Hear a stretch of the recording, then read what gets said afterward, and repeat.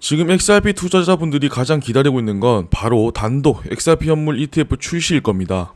비트코인과 이더리움이 ETF 승인으로 시장의 주도권을 쥐었던 것처럼 XRP도 같은 무대에 오를 수 있냐, 이게 가장 큰 관심사입니다. 그래야만 본격적으로 기관 자금이 유입될 수 있는 루트가 만들어지기 때문이죠. 이 ETF 출시와 관련해서 가장 가능성이 높은 날짜는 10월에 있습니다. 지난번 영상에서도 제가 10월에 중요한 내용들이 있다는 것을 말씀드렸죠. 지금 여기에 추가적으로 선물 거래 규모, ETF 심사 일정, 그리고 커뮤니티의 힘까지 맞물리면서 10월에 뭔가 큰 변화가 생길 거란 기대감이 더욱 커지고 있습니다. 여기서 중요한 건 10월이 돼서 움직이신다면 늦을 수 있다는 겁니다. 보통 기대감이나 호재가 나오기 전부터 차트는 움직이기 시작합니다. 최근 하락하는 분위기를 만들었고 우려하던 하락이 나온다면 제가 리플을 사지 못했던 신규 투자자들에겐 기회가 될 거라고 어제 말씀드렸죠. 근데 이 기회를 줄지 안 줄지는 장담을 할 수가 없습니다. 그렇기 때문에 더더욱 기술적 분석을 통해 진입할 수 있는 타이밍을 잡는 게 정말 중요해요.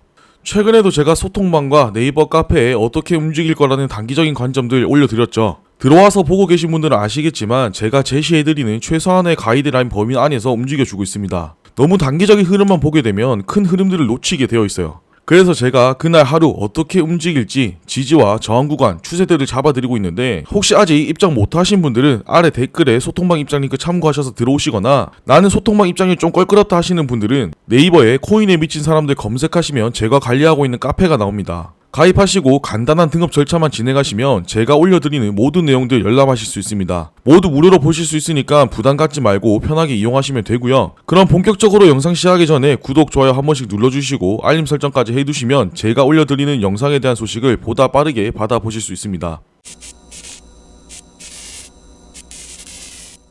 먼저 CME 얘기부터 시작해볼게요. 시카고 상품 거래소는 전 세계에서 가장 큰 파생상품 시장입니다. 이곳에 XRP 선물이 상장된 지 불과 3개월 만에 미결제 약정이 10억 달러를 넘었습니다. 보통 새로운 자산이 CME에 상장되면 초기엔 거래가 활발하지 않은 경우가 많은데 XRP는 이례적으로 빠른 속도로 제도권 자금을 끌어들였어요. 특히 흥미로운 건 선물 기반 ETF에서도 8억 달러 이상 이미 들어왔다는 점입니다. 단순히 트레이더들이 단기 차익을 노리기 위해 들어온 게 아니라 기관 자금이 리스크를 감수하고 진입하고 있다는 뜻이죠. 여기서 한 가지 짚고 넘어갈 부분은 CME 선물은 단순히 가격 투기를 위한 도구가 아니라는 겁니다. 이 시장은 규제 당국의 감시를 받기 때문에 연기금이나 대형자산 운용사 같은 기관 투자자가 합법적으로 참여할 수 있는 창구입니다. XRP가 CME에서 이렇게 빠른 성장을 보였다는 건 기관이 관심을 두고 있다는 확실한 증거라고 할 수 있습니다.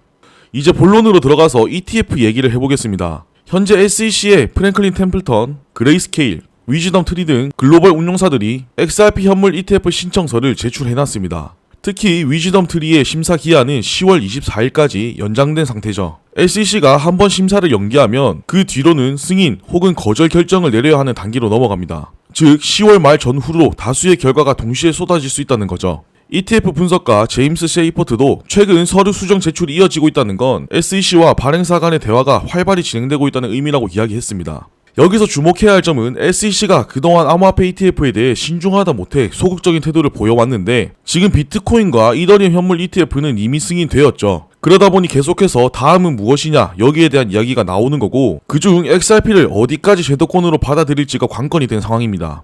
ETF 승인 과정을 과거 사례와 비교해보면 XRP가 왜 기대를 받고 있는지 이해가 되실 겁니다. 비트코인은 CME 선물이 먼저 자리 잡았고 이후 현물 ETF가 승인되면서 기관 자금이 대거 유입됐습니다. 이더리움도 비슷했어요. 선물 거래량이 급증한 뒤 현물 ETF가 연이어 승인됐습니다. XRP도 똑같은 궤적을 밟고 있는 거죠. CME 선물에서 기록적인 성장세를 보인 뒤 이제 현물 ETF 심사로 넘어왔습니다. 다만 차이가 있다면 XRP는 과거 SEC와의 소송이라는 큰 불확실성을 이미 정리했다는 점입니다. 이게 투자자 심리에 큰 차이를 만들어요. 만약 XRP가 ETF 승인까지 이어간다면 비트코인과 이더리움에 이은 세 번째 주인공으로 자리매김할 수 있습니다. 단순히 거래량만 늘어나는 게 아니라 글로벌 금융시장에서 디지털 자산 3대장이라는 지위가 굳어질 수 있다는 겁니다.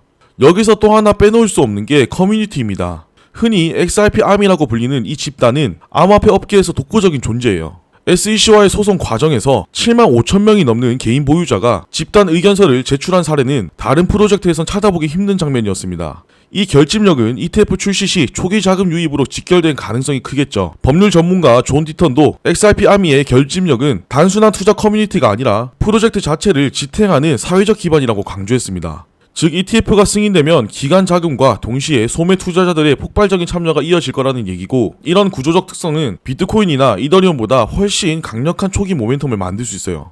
커뮤니티의 힘이 제도권 금융과 만나면 어떤 시너지를 낼 수 있는지는 이미 도지코인만 봐도 알 수 있죠.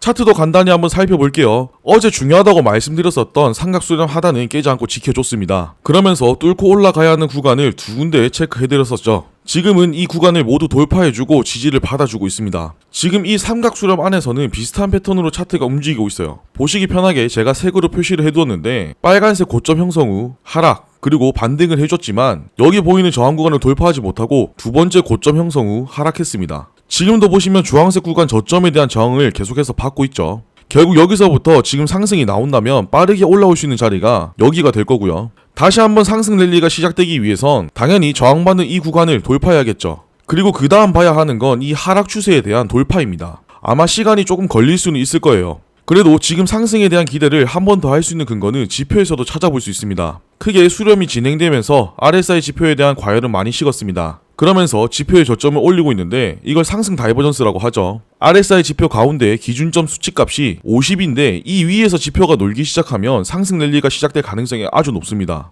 최근 6월 말부터 시작됐던 상승대도 보시면 기준점 50 위에서 놀고 있죠. 그리고 아래에 있는 맥디 지표도 현재 긍정적으로 흘러가고 있습니다. RSI 지표와는 반대로 맥디 지표는 추세 추종 지표예요. 말 그대로 추세가 얼마나 지속될 수 있냐 이걸 보는 지표인데, 마찬가지로 가운데 기준점 위로 맥디선과 시그널선이 뚫고 올라가주고 있습니다. 확대해보면 골든크로스도 나와주었죠. 그러면서 선에 대한 간격이 점차 벌어지고 있습니다. 이건 상승 쪽으로 힘이 점점 강해지고 있다는 의미이기도 해요. 아무튼 지금 중요한 건 아래 표시해놨던 구간들 지켜주는 거, 그리고 위에서 내려오는 이 하락 추세에 대한 돌파가 단기간 흐름에서 정말 중요합니다. 장기적인 관점은 $10 이상도 보고 있기는 한데, 그렇게 되려면 일단 ETF 승인부터 돼야겠죠. 비트코인도 ETF 승인 전에 30% 이상 올랐었고, 이더리움도 승인 찌라시 돌면서 단시간 20% 급등했었습니다. 그게 시작이었죠. XRP도 마찬가지로 비슷하게 흘러가지 않을까 생각합니다.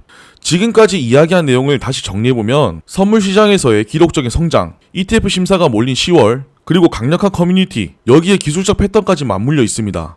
만약 10월에 긍정적인 결론이 나온다면 XRP는 글로벌 제도권 금융의 새로운 주인공으로 부상할 수 있습니다. 비트코인과 이더리움에 이어 세 번째로 제도권에 안착하는 사례가 되는 거죠. 반대로 만약 거절된다면 단기적으로는 조정이 불가피할 겁니다. 하지만 이미 CME 선물에서 보여준 성과, 그리고 커뮤니티 힘을 감안하면 장기적으로는 여전히 주목할 만한 자산이라는 평가가 유지될 가능성이 높다고 생각해요. 결국 투자자 입장에서는 10월을 앞두고 포지션 전략을 어떻게 짤지, ETF 결과 이후 어떤 대응을 준비할지가 가장 중요한 과제가 될 겁니다. 투자 시장은 대응만이 살 길입니다. 상승을 해도 하락을 해도 마찬가지예요. 근데 어떻게 대응을 하면 좋을지 감을 못 잡는 분들이 많으실 겁니다. 그런 부분들 참고하실 수 있도록 내용 모두 정리해서 네이버 카페에 올려드리고 있으니까 필요하신 분들은 네이버에 코인에 미친 사람들 검색하셔서 가입하고 간단한 등급 절차 진행하시면 모든 내용들 무료로 보실 수 있습니다. 그리고 소통방도 함께 운영하고 있으니까 많이들 이용해주시면 감사하겠고요. 시장은 늘 불확실하지만 불확실함 속에서도 기회는 분명히 만들어집니다. 결국 중요한 건 본인이 어떤 기준으로 대응할지 미리 준비하는 겁니다. 승인이 나면 자금 유입이 어디까지 이어질지, 거절이 나오면 어느 구간까지 리스크 관리가 필요한지, 이 두 가지 시나리오를 머릿속에 정리해두면 결과가 나왔을 때 훨씬 차분하게 움직일 수 있으실 거예요. 준비한 내용은 여기까지고요. 도움이 되셨다면 구독, 좋아요, 알림 설정 잊지 말고 꼭 한 번씩 눌러주시고, 저는 또 알찬 내용 준비해서 돌아오도록 하겠습니다. 감사합니다.